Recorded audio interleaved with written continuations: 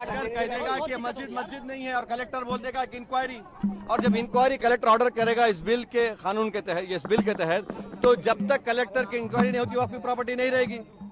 यही होगा ना।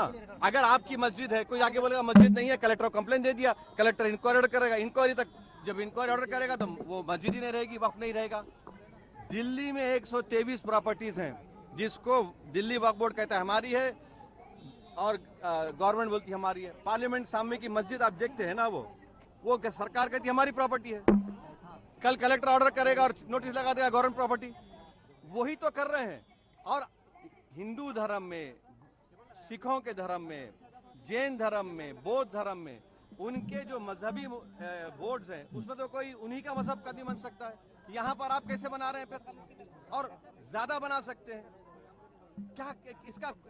इससे वक्फ को बचाने का कोई ताल्लुक नहीं है। क्या इससे लगता है कि आपसी, जो आपने जैसा भी कहा कि क्या फर्क पड़ेगा आपसी भाईचारगी पे, हिंदू पे, मुसलमान? ये इंशाल्लाह नहीं पड़ना चाहिए। मेरी सरकार वही चाहती है ताकि देखिए आप अचानक संभल का उठा दिए, जबकि 1880 में वो मसला हल हो चुका है।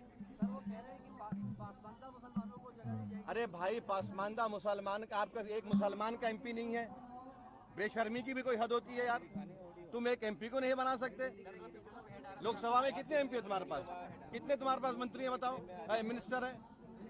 आप हमको ये बताइए कि कौन सा प्रोविजन जो वक्फ को फायदा पहुंचाएगा। सर ये मुहिम, सुनिए, आप कह रहे हैं कि ओरल गिफ्ट नहीं होगा, और फिर आप कानून ये कह रहा है कि अगर मैं वक्फ, ये बिल में कह रहे हैं कि आप ओरल गिफ्ट मस्जिद को नहीं कर सकते मगर ओरल गिफ्ट अपने औलाद कर सकते।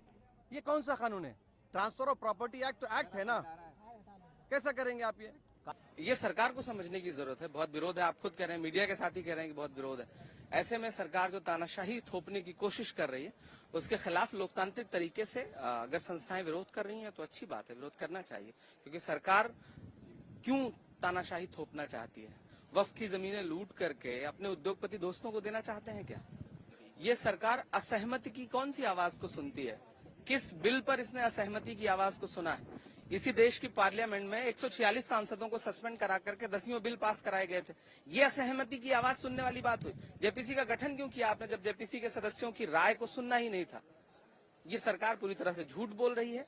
सरकार पूरी तरह से तानाशाही पर उतारू है।